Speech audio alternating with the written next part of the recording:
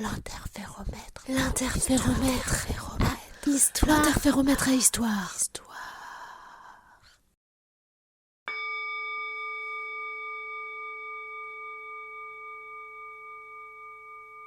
Comment devenir féérico-démonique?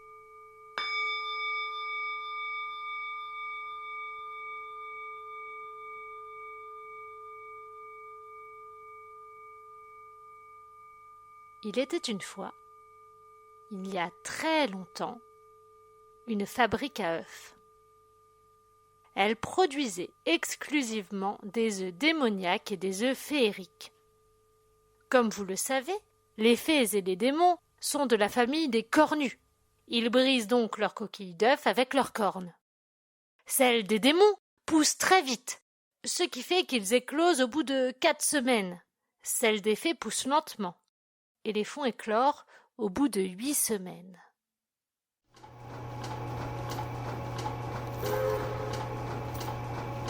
Tu vois le nouveau? Là, c'est la couvée de 3 semaines et demie. C'est le moment de la trier. Pourquoi? Pour les mettre dans les bons villages. Soit démon, soit fée. On peut pas mélanger les deux. Tiens, celui-là par exemple, c'est un démon.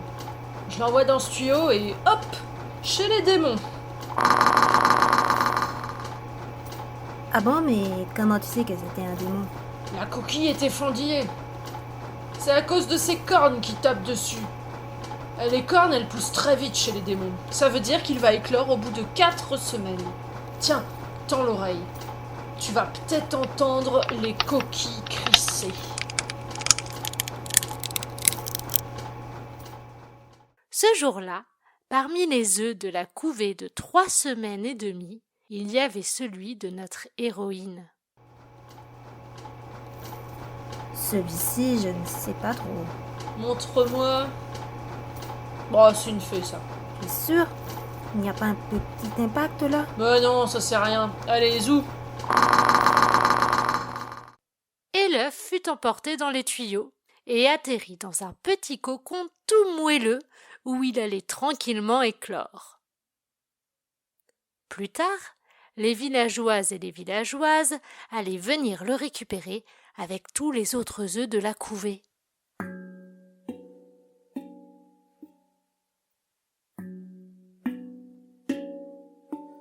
Notre héroïne pointa le bout de ses cornes bien en avance. Elle perça sa coquille au bout de 5 semaines et demie.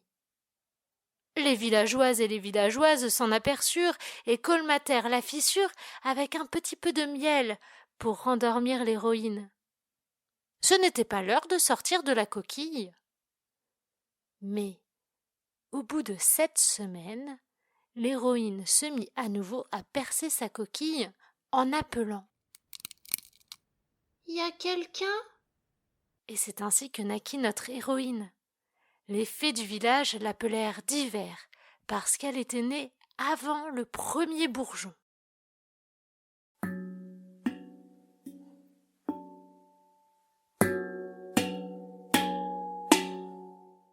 D'hiver fut élevée par les fées du village. Elle allait à l'école des fées tous les jours. L'instructeur leur apprenait les rudiments féeriques comme mettre de la couleur sur les objets, chanter harmonieusement, compter les gouttes de pluie. 1, 2, 3, 4, 5, 6, 7, 8, 9, 10, 11, 12. Certaines fées aimaient beaucoup passer à travers les gouttes de pluie en volant. Celle-là, c'est pour moi. À toi, d'hiver, étends tes ailes. D'hiver déploya ses petites ailes. Waouh, j'adore tes ailes, elles sont toutes douces. Je veux les mêmes.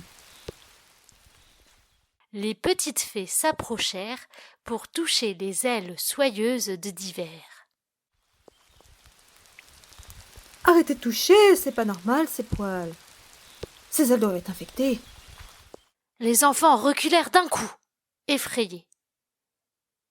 À bien y regarder, on pouvait voir des petits poils étranges sur les ailes de d'hiver. Après ça, inquiet de l'apparence atypique de ses ailes, l'instructeur interdit aux autres enfants de jouer avec elles, et d'hiver cacha ses ailes gêné par ses poils qui faisaient peur à tout le monde.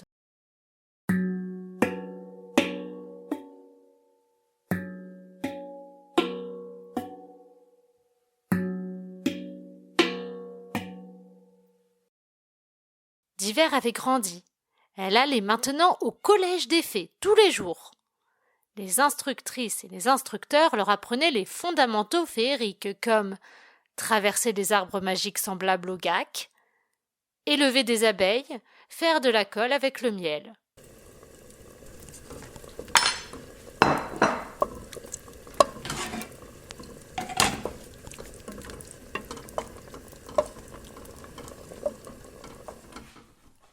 Certaines fées aimaient beaucoup réparer de petits objets avec leur colle.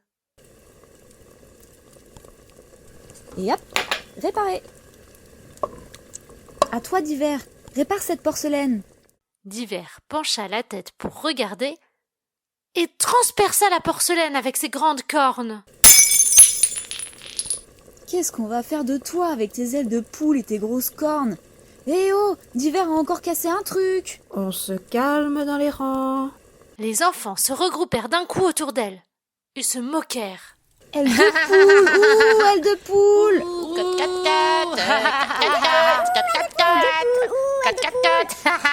D'Hiver, honteuse, se cacha le visage dans les mains. Elle se sentait humiliée et en colère. Depuis sa plus tendre enfance, ses cornes étaient plus grandes que celles des autres, mais avec l'adolescence, elles s'étaient encore allongées et dépassaient maintenant celles de la taille d'une fée adulte. Ses cornes prenaient trop de place. Pourquoi étaient-elles aussi longues? Elle voulut s'enfuir, tourna le dos à ses camarades, mais heurta l'un d'eux. Celui-ci la saisit aussitôt par les cornes. En essayant de se dégager, d'Hiver déchira avec ses cornes les ailes de la fée d'à côté. Elle lui a arraché ses ailes. Ouh. Elle pourra plus voler, oh là là. D'Hiver fut emmené chez la directrice Licitation. C'est embêtant d'Hiver.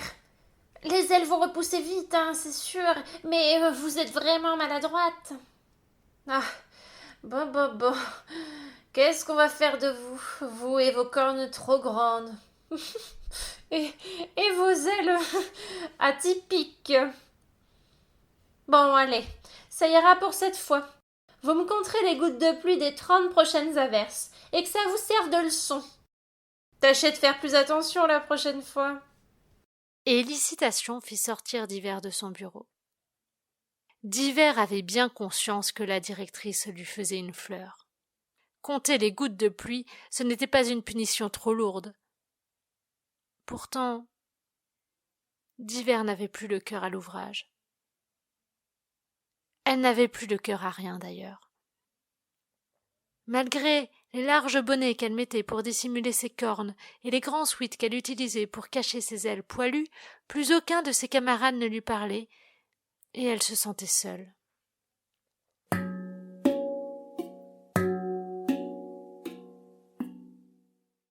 Un jour, les instructeurs et instructrices du collège emmenèrent d'Hiver et les autres élèves de sa classe aux portes ouvertes de la fabrique à œufs.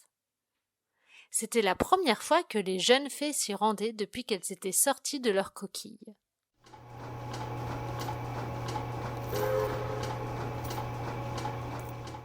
Les fées étaient toutes curieuses de comprendre comment fonctionnait la fabrique. Une trieuse leur expliqua comment on répartissait les œufs. Venez voir les mômes. Là, c'est la couvée de 3 semaines et demie. C'est le moment de la trier pour séparer les fées et les démons. Tout d'un coup, un petit groupe de démons fit irruption dans la salle de triage. Ils étaient bruyants, braillards et chahuteurs et avaient à peu près le même âge que d'Hiver et ses camarades. Ouais, du balai, c'est pas votre tour, les démons. Votre créneau de visite, c'est dans 1 quart d'heure. Oh, toujours indisciplinés, ceux-là. Cria la trieuse qui guidait les jeunes fées pour la visite. Les démons firent demi-tour. D'Hiver aperçut de petites bosses dans leur dos. Ils avaient aussi de très grandes cornes qui leur donnaient un air féroce. La trieuse tira soudain d'Hiver de sa rêverie en lui attrapant le bras. Qu'est-ce que je t'ai dit, toi? Les démons, c'est dehors. Et hop, elle jeta d'Hiver hors de la pièce. Diver se retrouva au milieu du groupe de démons chahuteurs. Elle poursuivit la visite avec eux, sans que personne ne fasse attention à elle. Diver fut surprise. D'habitude, on se moquait toujours de son apparence atypique, de ses ailes poilues et de ses grandes cornes. À la fin de la visite, les démons repartirent vers leur chenillebus. Diver demanda « S'il vous plaît, où est la chenillebus des fées ?» Et l'instructeur répondit « Combien de fois il faut que je vous le dise? Les fées et les démons, ça ne se mélange pas. Tu n'as rien retenu de la visite? Allez, toi et moi, on monte dans la chenillebus des démons. » « Moi ?»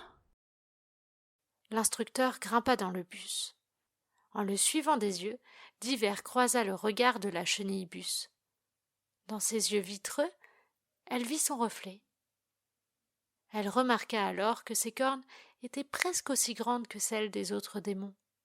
C'étaient tout de même des cornes atypiques pour une fée. Il n'y avait qu'une seule explication. Elle était un démon. Elle monta avec assurance dans la chenillebus. Elle venait de comprendre qu'elle n'était pas une fée.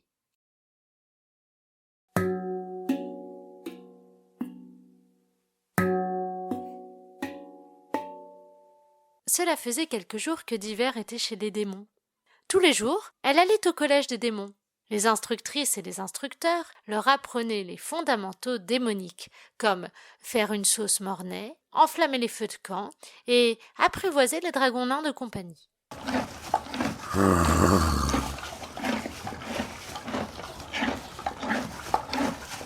Certains démons aimaient beaucoup voler sur le dos de leurs dragons nains. Regardez, je vais super vite! À toi, Diver, enfourche ton dragon nain!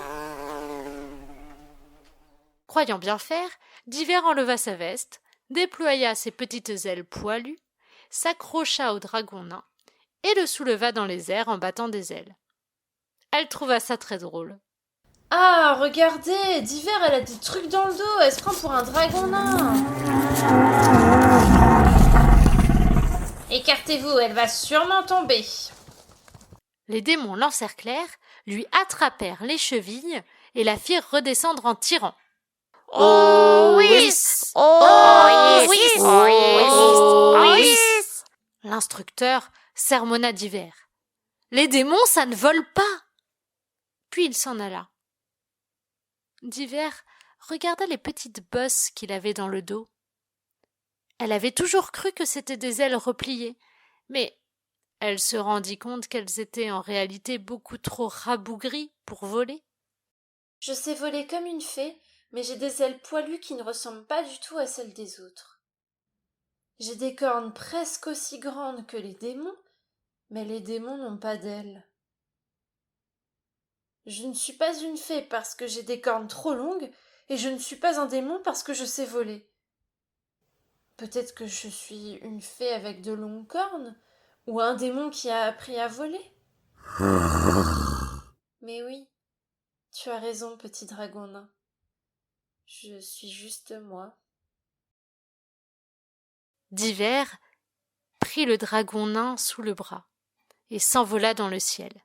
Elle vola, vola, vola, loin, au-delà du royaume des démons et des fées, jusqu'à la terre des humains. Elle se posa dans les landes inhabitées. Elle apprécia beaucoup le climat, le calme et la tranquillité des lieux.